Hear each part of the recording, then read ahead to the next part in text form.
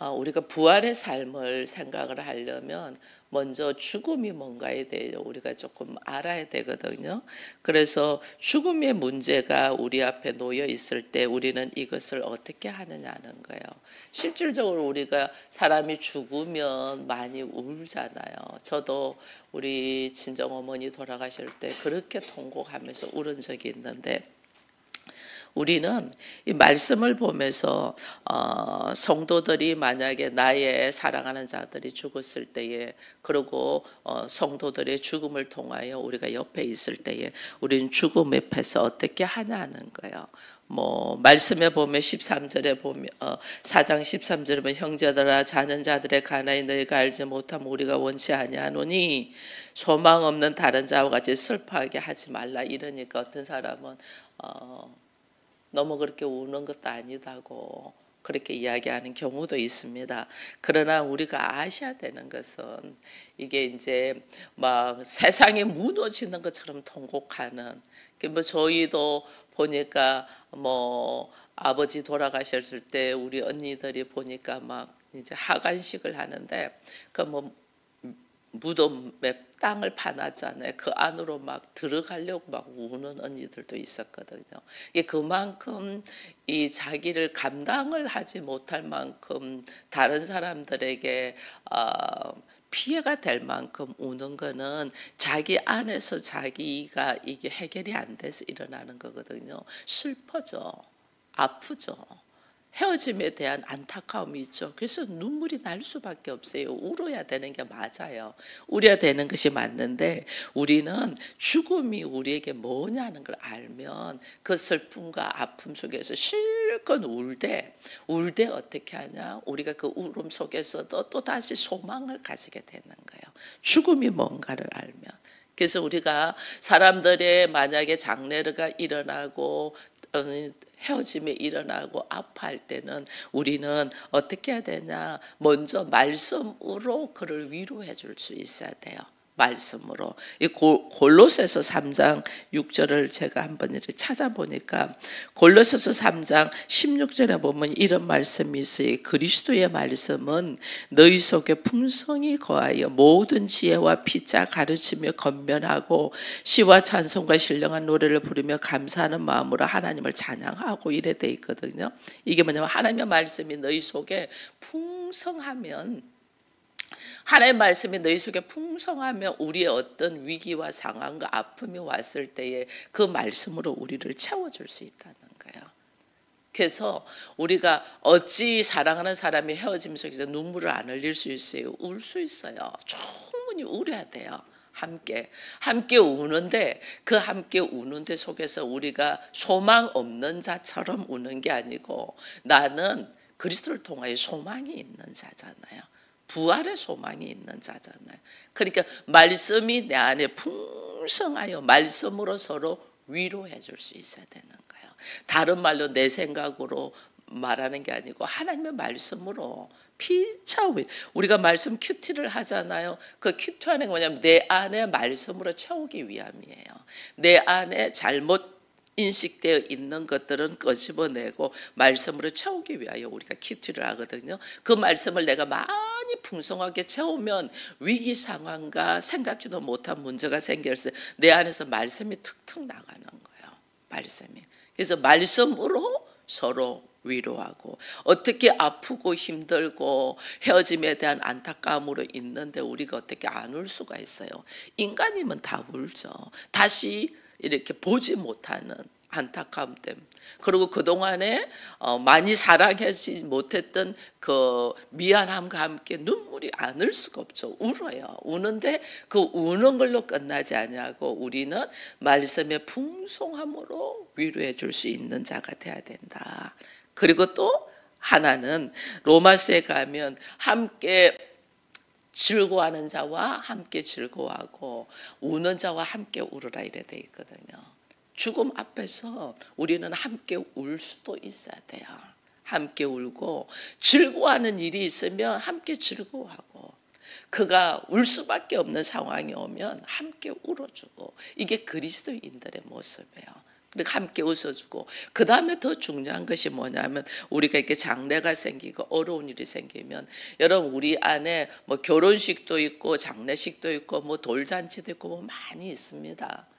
축하할 일은 내가 가지 못하면 이렇게 축의금을 이렇게 온라인으로 보내줘도 괜찮아요.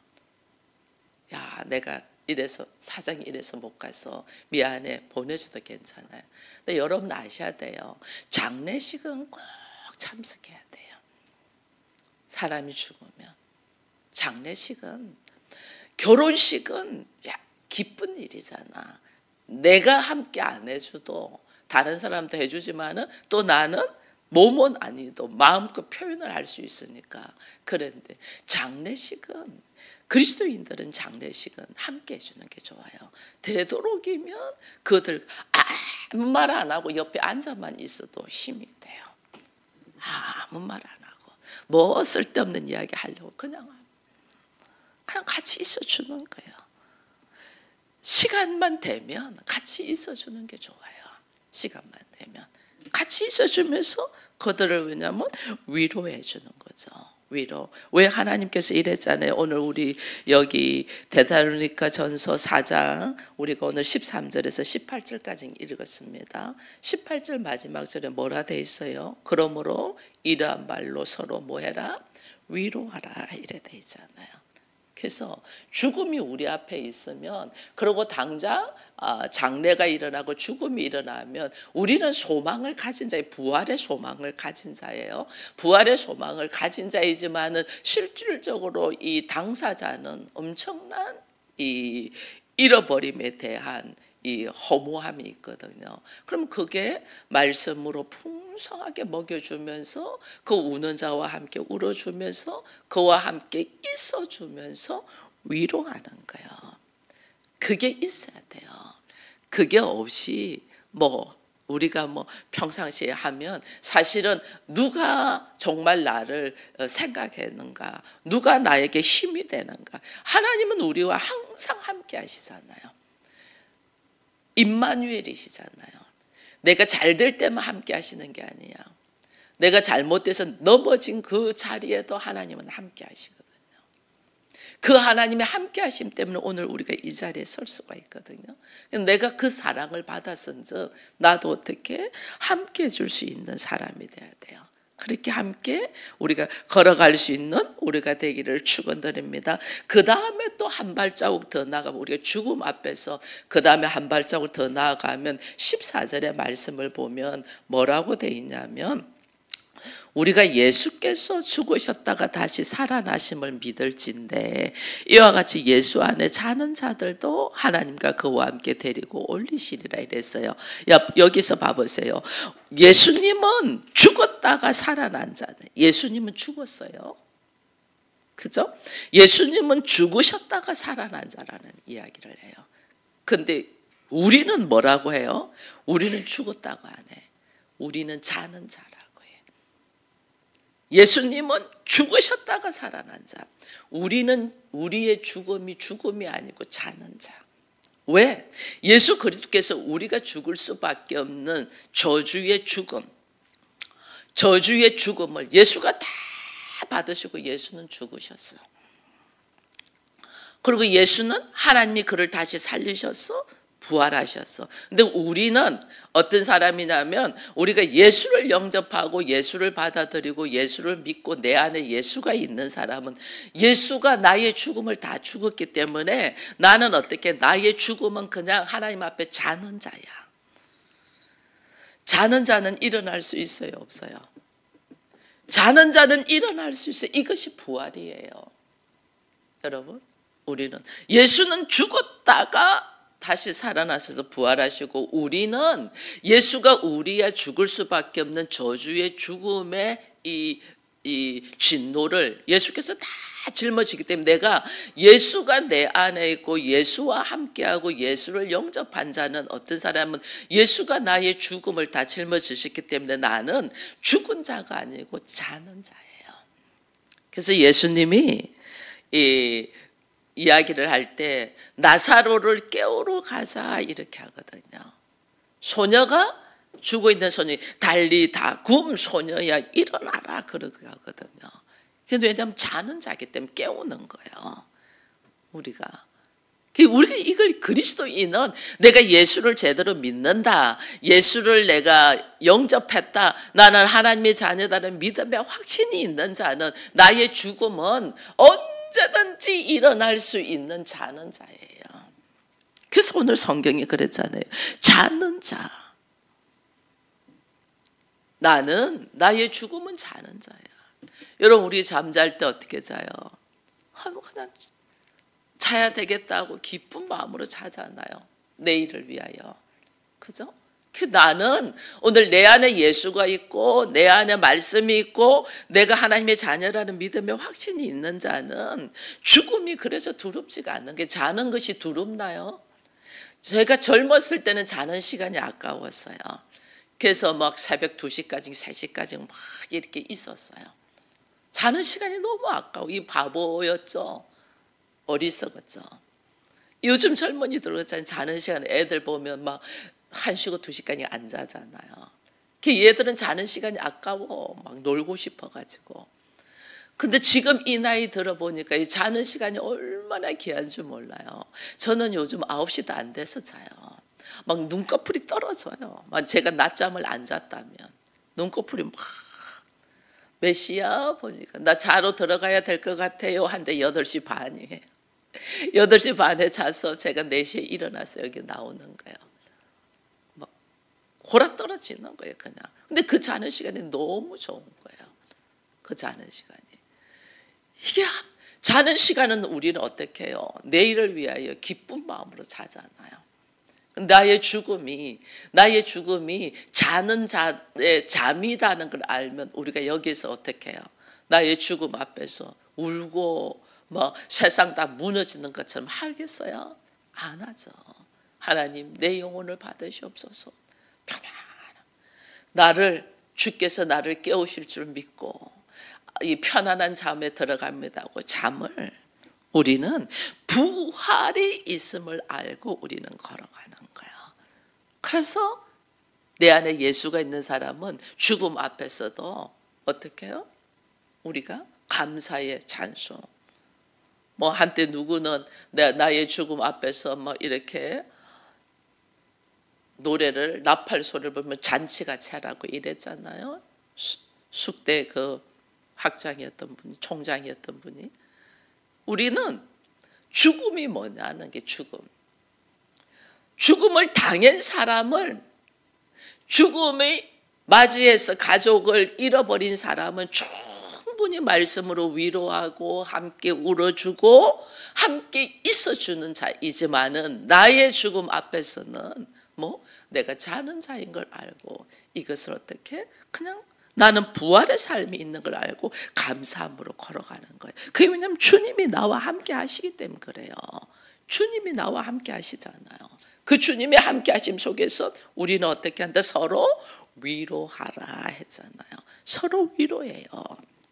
오늘 여기 말씀 이렇게 죽음에 이른 자들이 있는데 예수님 오시기 이 지금 데살로니가 전서에서 왜 이런 말씀이 나오냐면 예수님이 다시 오신다, 재림한다는 말을 들었잖아요. 그래서 주 예수여 오시옵소서라고 주님 오시기만 기다리는데 주님 오시기 전에 죽은 자들이 있는 거예요. 이 사람들이. 그래서 여기 그렇게 기록되어 있는 거예요. 먼저 죽은 자.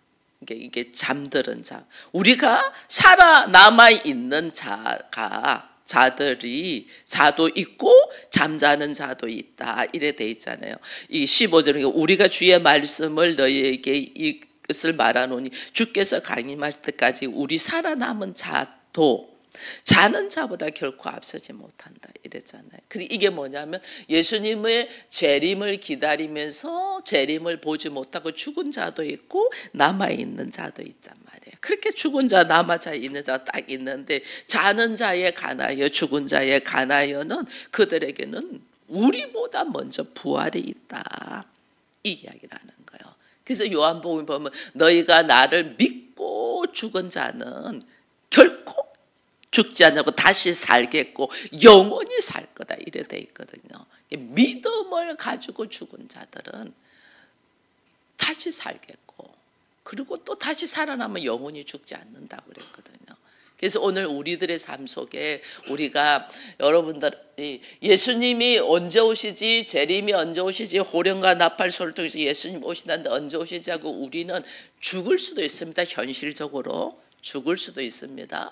그러나 실질적으로 그 죽음은 자는 자이고 부활이 있다는 이야기를 해줬고, 저는 한 가지 더 여러분들에게 항상 말씀드리고 싶은 것은, 여러분 예수님의 재림이, 예수님이 초림은 나와 상관없이 이미 오셨어요. 그죠? 예수님의 초림은 우리와 상관없이 이미 오셨잖아요. 2000년 전에 이미 오셨잖아요. 그리고 십자가를 지시고 예수께서 부활하시고 성천하시면서 우리에게 성령을 보내주셨고 예수를 영접하는 자로 우리에게 말씀을 하셨어요. 그럼 예수님의 재림은 뭐냐는 거예요. 예수님의 재림은, 다시 오시면, 우리는 지금 대림절 기간을 기다리면서 예수님의 재림을 기대하는 겁니다. 초림은 이미 오셨으니까 주님 오시옵소서, 주 예수여 오시옵소서, 이거는 예수님의 재림을 우리가 기대하는 거거든요. 예수님의 재림. 그럼 내 인생에 살면서 예수님의 재림이 없이 죽은 자도 있고, 그 죽은 자는 살아남아 있는 자가 죽은 자보다 결코 앞서서 부활하지 않겠다고 말씀은 있는데, 우리의 삶 속에 항상 부활의 신앙을 내가 죽고 난 다음에 부활할 거야 라고 생각을 하면 여러분이 이 여기에서 삶 속에서는 하나님의 나라를 경험하지를 못합니다. 근데 저는 항상 여러분들에게 이 땅에서 하나님의 나라를 경험하라고 계속 이야기합니다. 그거는 뭐냐면 예수님의 초림은 이미 내가 오기 전에 이미 오셨고, 예수님의 재림과 함께 나의 인생에 있어서 예수님의 재림은 성령의 역사로 통해서, 여러분 우리가 성령의 터치로 물 세례를 받은 것은 그냥 예수님의 초림의 터치를 받는 거예요. 제가 항상 성령의 세례를 받아라고 하잖아요. 성령의 세례. 성령의 세례는 예수께서 성령의 세례를 받은 자만이 경험하는 것이 있어요. 여기에 보면 주께서 호령과 천사장과 소리와 하나님의 나팔소리로 진리로 하늘부터 강림하신다. 이거를, 성령의 세례를 받는 사람은 이걸 경험을 합니다. 엄청난 하나님의 역사를 경험합니다. 이거는 내가 부인할 수 없는 하나님께서 일하심을 경험합니다. 그 성령의 세례 받아라고 하는 거예요. 이 성령의 세례를. 이 성령의 세례를 내가 그냥 평탄하고 먹기 좋고 살기 편하고 살만하고 내 수준으로 살 때는 우리가 이렇게 강권적인 성령의 세례를 강구할까요? 안 할까요? 안 해요. 우리가 안 해요. 내 삶에 구렁텅이로 넘어가면서 도무지 하나님 아니고는 해결받을 수 없는 상황 속으로 하나님이 밀어넣으시는 것은 하나님이 나에게 개입하시려고 한다고 제가 그랬잖아요. 그래서 낭떠러지로 하나님이 밀어내면서 우리를 어떻게 하면 낭떠러지를 떨어뜨려 버린다잖아요. 그 낭떠러지로 떨어지면서 내가 뭐가 있다는 걸 깨닫는 데서요, 날개가 있다는 걸 깨닫는, 이게 성령의 세례를 경험하는 거예요. 나는 죽었다 하고 딱 가는데 죽음이 아니고 하나님이 나와 함께 계시면서 내가 너를 지키고 있다는 걸 막 강건적으로 느끼는 거예요. 이거는 인간의 육신적인 사고와 생각을 초월한 경험을 해요. 하나님 나라를. 이게 지금 예수님이 어떤 모습으로 주께서 호령과 천사장과 소리와 하나님의 나팔 소리로 이걸 듣는 거예요. 온전히 하나님이십니까? 이거 듣는 거예요. 이게 나의 삶에 구렁텅이로 가고 낭떠러지로 떨어질 때에 여러분들이 정말 주를 찾기를 바랍니다. 이건 하나님께서 성령의 세례를 나한테 주기 위해서 하나님의 일하심인데 우리는 이걸 안 받으려고 해요. 자기 방법으로, 자기 생각으로, 자기 얼마나 안타까운 줄 몰라요. 제가 그런 모습을 볼 때마다 하나님이 일하시려고 이 사람을 지금 막 낭떠러지로 밀고 가는데 막 죽겠다고 막 몸부림치잖아요. 그때 뭐 하라는 거예요? 오직 예수만 찾아라는 거거든요. 예수만 찾고 주께서 혹 나를 어떻게 낭떠러지로 밀어버릴지라도 내가 내 영혼을 주께 맡깁니다. 오직 주를 찾을 때에 그때서 역사가 일어나는데 이걸 안 해요. 너무너무 안타까워요. 문전 앞에 가서 안 해요. 이게 산소망이 뭔가를 경험하지 못하고 성령의 세례를 경험하지 못하고 홍해가 갈라지는 놀라운 역사를 경험하지 못하는 거예요. 그걸 경험하지 못하니까 이걸 경험해도 이것이 하나님의 역사고 하나님의 일하심이라는 걸 이걸 쫙 받아들인 여호수아와 갈렙은 끝까지 말씀으로 가잖아요. 이게 하나님의 역사라는 걸 경험하지 못하고 뭐야 이게 뭐야 하고 사람들의 궁중들의 무리에 의해서 따라간 사람들은 전부 다 죽잖아요. 애굽 생각하잖아요. 이게 나의 인생에 있어서 하나님의 일하심 하나님의 역사를 철저하게 경험되고 걸어가는 사람들은 이게 어때요? 주께서 오늘 이 제목이 뭐냐면 항상 함께 하신다. 영원히 함께 하신다. 임마누엘 하나님을 다 경험하는 거예요. 그 임마누엘 하나님을 경험하니까 광야에서 홍해 바다를 건너고 광야에서 가면서도 그들은 불기둥으로 구름기둥으로 역사하시는 하나님을 깨닫는 자가 있고 전혀 깨닫지 못하고 있는 자가 있는 거예요. 똑같은 걸 경험하면서도. 이게 오늘날 우리들의 모습이에요. 그래서 오늘 내가 신앙생활을 하면 나는 부활의 신앙으로 나는 살 거야. 나는 우리 이제 내년에 새로운 새 사람 새 이름으로 제가 다스리는 자가 되자 했거든요. 뭘 다스리냐는 것도 제가 이렇게 실전상에 적었잖아요. 이게 뭐냐면 하나님의 나라를 누리는 자는 벌써 다스리는 이게 달라요. 제가 주일 설교에도 그랬잖아요. 100m 달리는 사람과 마라톤 달리는 사람은 보폭이 다르다고.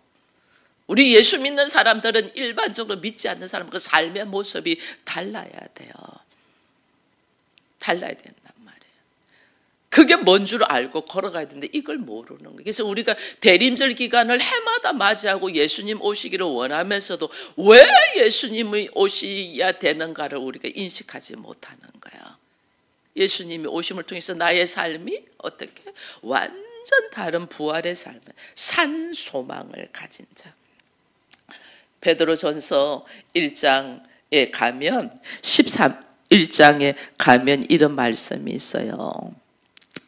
하나님께서 말씀하시죠. 우리에게 이야기를 합니다. 베드로전서 1장 3절에 보면 우리 주 예수 그리스도의 아버지 하나님을 찬송하리로다. 그의 많으신 긍휼대로 예수 그리스도를 죽은 자 가운데서 부활하게 하심으로 말미암아 우리를 거듭나게 하사 산 소망이 있게 하려 하시다.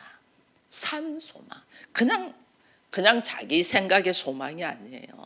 정말 살아가는 세상. 이게 부활의 신앙을 사는 거예요.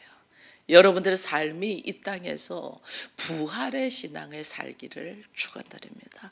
여러분 부활의 신앙이 어떤 삶인가를 경험된 사람은 저하고 이야기하기 시작하면 이거는 엄청난 역사가 일어나요.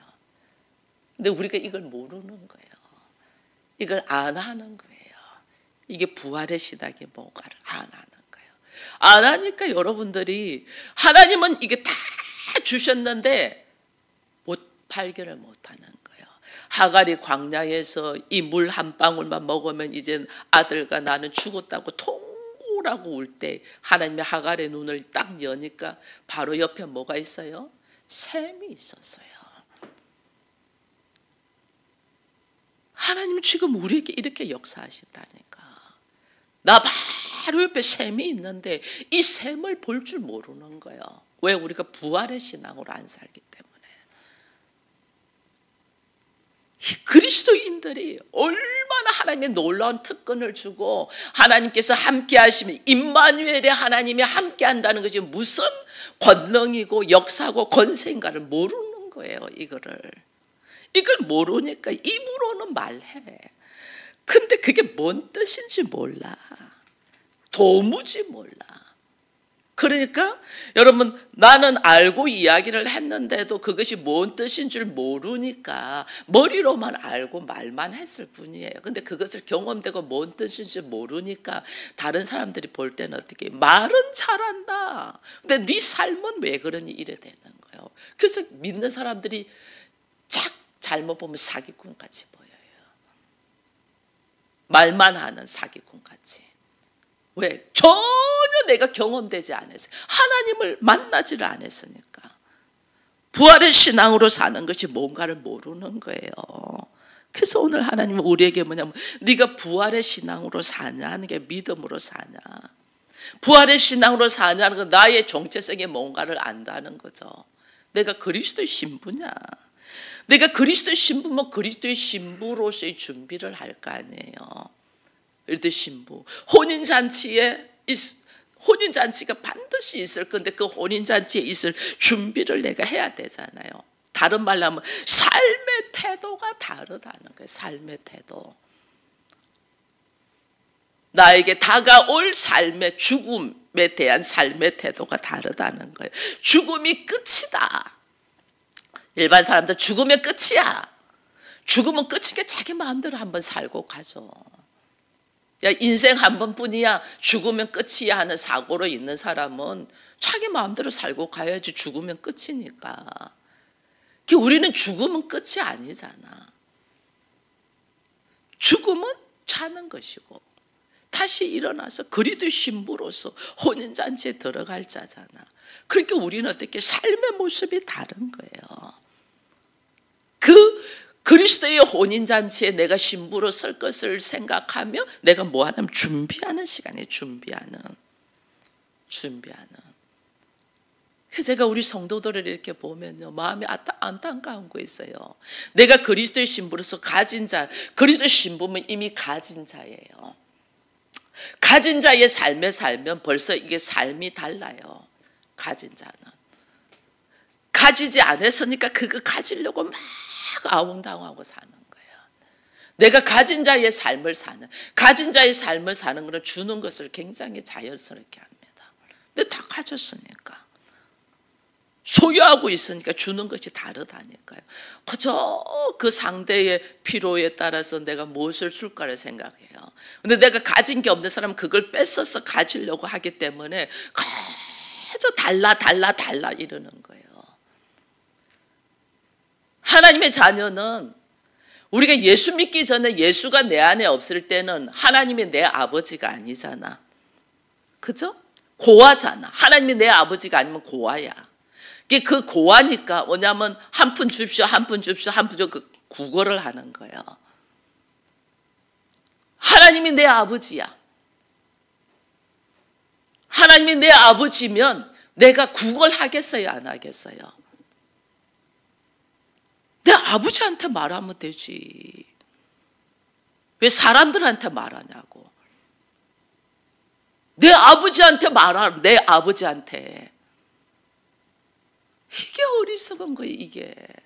내 믿음이 없다는 것을 증거하는 거예요. 내 믿음이 없다. 하나님이 내 아버지가 아니야. 근데 가진 것이 하나도 고아야. 그러니까 뭐 하냐? 거기서 달라 하는 거예요. 하나님이 내 아버지가 다, 아버지, 그렇습니다. 전 개인적으로 기도하는 것이 그겁니다. 교회를 이렇게 개척하면서 우리 교회 성도들이 그때는 하나님 앞에 헌금을 해야 되고 교회에 들어가는 임대료를 함께 책임을 져야 된다는 사고가 없을 때였어요. 없으니까 11조도 안 하고 헌금도 안 하죠. 안 하니까 하나님 앞에 제가 늘 기도한 게 뭔 줄 알아요? 하나님, 저 하나님의 자녀입니다. 하나님의 자녀가 세상 사람들한테 부끄럽지 않게 하십시오. 그렇게 하는 거예요. 임대료 못 내가지고 쩔쩔매고 부끄러운 모습 가지지 않게 하십시오. 하나님 자녀입니다. 딱 그 날짜 주는 자 되게 해주십시오. 제가 이렇게 여러분 아시잖아요. 제가 한 번도 날짜 어기지 않고 정확하게. 이분들은요, 저를 보면 달라요. 작은 교회 목사의 성도 몇 명 없는 작은 교회 목사예요. 근데 놀라만큼 정확한 날짜에 정확하게 주니까 목사님 하고 인사하지. 교회를 무시하지 않는단 말이에요. 왜? 하나님의 자녀니까. 그래서 저는 하나님한테 항상 기도해요. 지금도 기도해요. 하나님, 우리 교회에 지출돼야 될 것이 얼마입니다. 이거 하나님 지출되게 해주십시오. 정확하게 하게 해주십시오. 제가 여러분들한테 이야기하나요? 그러나 하나님 앞에는 항상 기도합니다. 어쩔 때는 그 기도하다가 몸부림을 치고 있으면 어쩔 때는 그래? 그럼 네가 좀 해. 이 기도를 들을 때가 있습니다. 그럼 제가 그냥 합니다. 안 쓰고 안 쓰고. 여러분들 목사가 막 이렇게 후원금 내고 특별연금 내고 막 이렇게 하니까 가진 거 있어. 죄 쓸 걸 일단 다 끊고 합니다. 네가 해. 근데 하나님은 그 말씀에 순종하나 안 하나를 보는 거예요. 그냥 부어주실 건데 그 말씀에 순종. 이게 훈련의 과정을 하는 거예요. 목사도 그 훈련 과정 해요. 그래서 내가 경험되었기 때문에 여러분들은 말할 수 있는 거예요. 내가 하나님의 내 아버지다.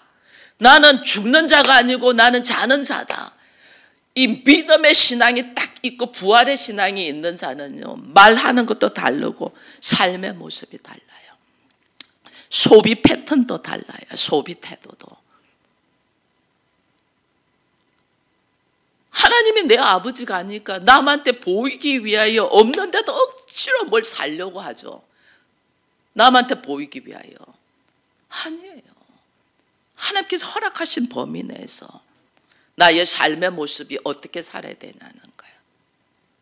내 삶의 모습이 부활의 삶을 살고 그리스도의 신부로서 사냐는 거예요. 그리스도의 신부.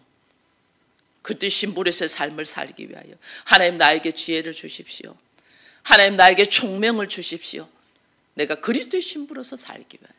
이 기도를 항상 하면서 걸어가는 자는 뭐냐면 임마누엘의 신앙으로 산다는 거예요. 임마누엘 신앙. 하나님 나와 함께 계시는 임마누엘 신앙. 오늘 주께서 영원히 함께 하신다 이 말씀이에요. 죽으면서도 자기의 장기능을 남한테 주면서 사는 이야기를 얘기했어요.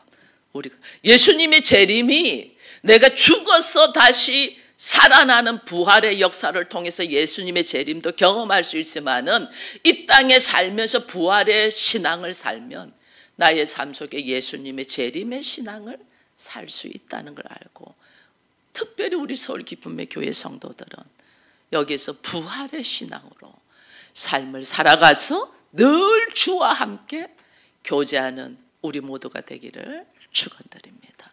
기도합니다. 하나님 감사합니다. 예수 믿는다고 하면서 우리의 삶의 태도는 거지의 신앙을 삽니다.